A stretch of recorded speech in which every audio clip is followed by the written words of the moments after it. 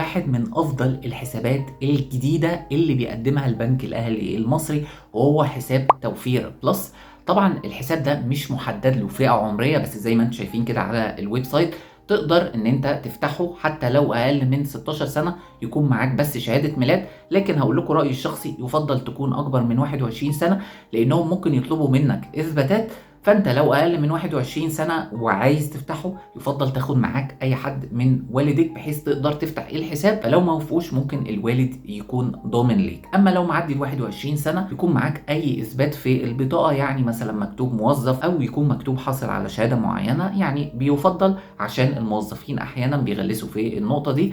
طبعا الحساب ده رسوم يفضل تكون معاك من 100 ل 150 جنيه، رسوم الدمغة واستخراج الفيزا والكلام ده. اقل رصيد ممكن تحطه في الحساب ده هو 10000 جنيه، والحد الادنى لاحتساب العائد هو 50000 جنيه. بس المفاجأة هنا انه ده بيتم احتساب عائد يومي. يعني ايه عائد يومي؟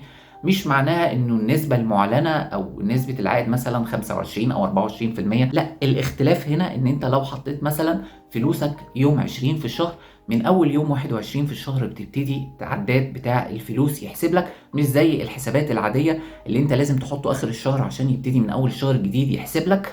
فانت لو حطيت مثلا مبلغ معين مثلا يوم 20 وشلت المبلغ ده يوم 25، وبالتالي هيحسب لك العائد على الخمس ايام دول، بشرط ان يكون رصيدك في الوقت ده اعلى من 50000 جنيه. وبتختار دورية صرف العائد ان هي تنزل لك بشكل شهري او كل 3 شهور او كل 6 شهور او بشكل سنوي.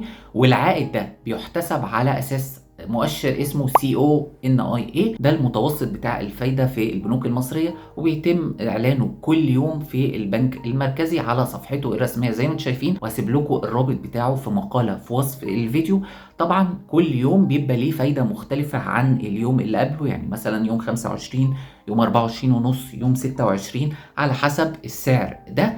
وطبعا المتوسط بتاعهم هو اللي بيتم الاحتساب العائد بتاعه، وفي اول كل شهر بينزل لك العائد عن كل يوم انت حطيته. والفلوس اللي في حسابك دي مش فلوس مجمدة زي ما بيتم في الشهادات، دي تقدر تسحبها في اي وقت. لكن زي ما وضحت لك من شوية، ما ينفعش الفلوس دي تقل عن 50000 عشان يفضل العائد يتحسب لك. ازاي بقى بيتم احتساب العائد؟ يعني مثلا انت معاك المتوسط بتاع عائد كل يوم، ازاي بيتم احتساب العائد؟